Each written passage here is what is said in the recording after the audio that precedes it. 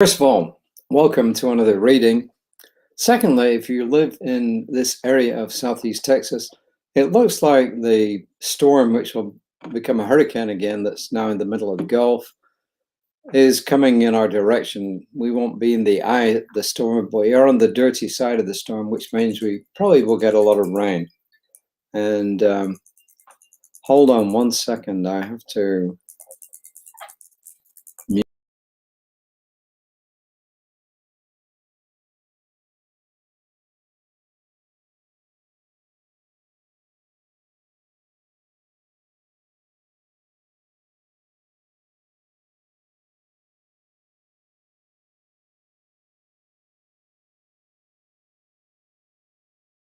Well, I apologize for that. I had to take that call. Hopefully it muted it out. Anyway, as I was saying, there's going to be some storm issues here. So the ones of you who live outside of this area, please keep us in mind, keep us in your prayers if that works for you. And also for the ones of us who live here, let's just be cautious and let's just know that everything is going to be safe. With that, let's get on with the reading. It is Saturday. I've got quite a few things on my plate later on today. Today's reading is called Experiencing the Life Living Me. Experiencing the Life Living Me. The first quote is from one of the ancient Greek philosophers. He predates all the famous ones like Socrates, Plato, and Aristotle, who were born in that order and were kind of mentors of each other. It's Heraclitus, and he's actually the one who first talked about the universe in more universal terms. If that's not a play on words, I don't really know what is. But anyway,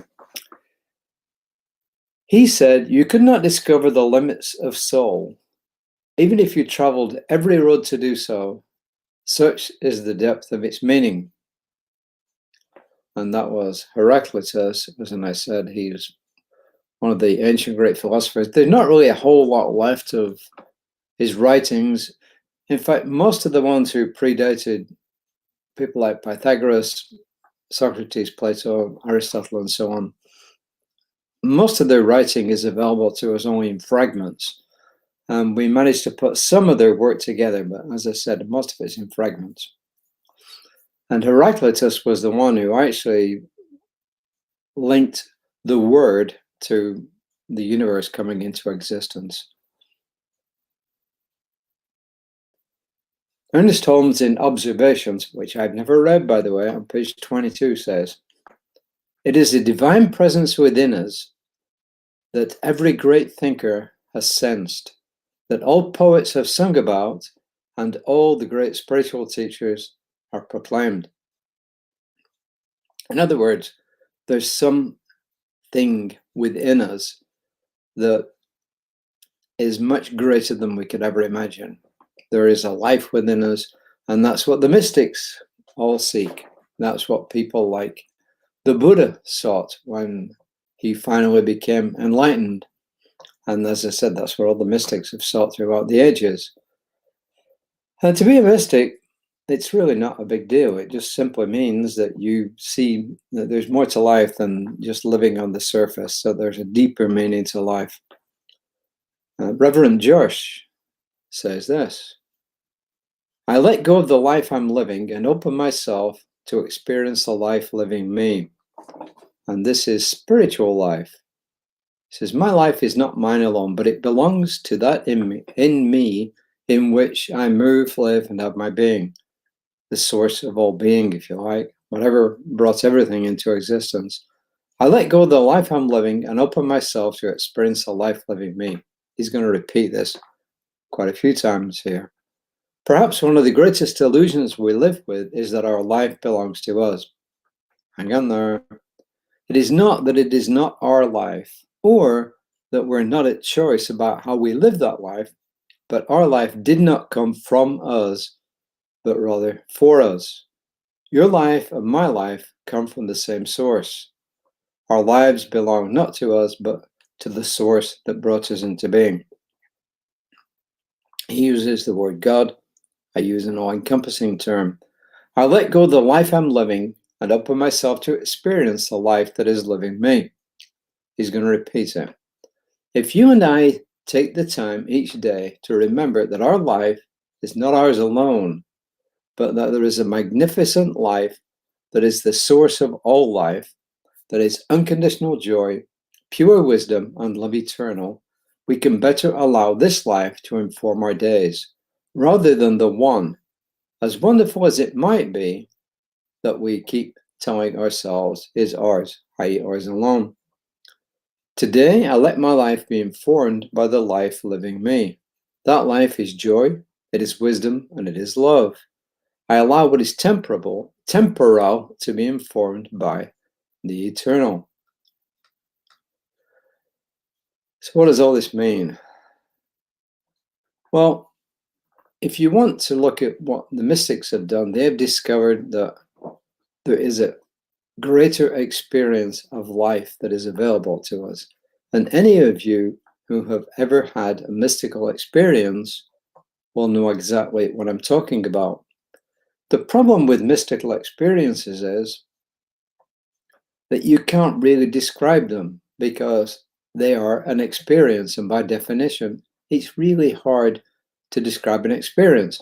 You know, somebody who has dived in the ocean and swum amongst coral and seen all the wonderful fish and sea creatures and all the other wonderful things down there, and the incredible colors that you see there in the fish and so on amongst coral reefs, you can describe it, but the person listening cannot see what you saw. Even when you see it in a movie or a film, you cannot experience what it was like because you haven't been there. So in a sense, the only way to experience the mystical is to experience it. And how do we do that? Well, we do it through meditation. And sometimes it just comes all of its own. It just happens. And when it does, it's beyond our capability of understanding, but we can be there.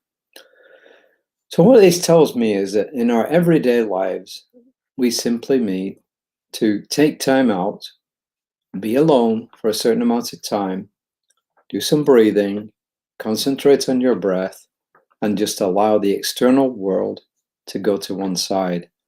And then see what you experience. And when you can get into that calm, that peace, that love, that's when you really understand what he's talking about today.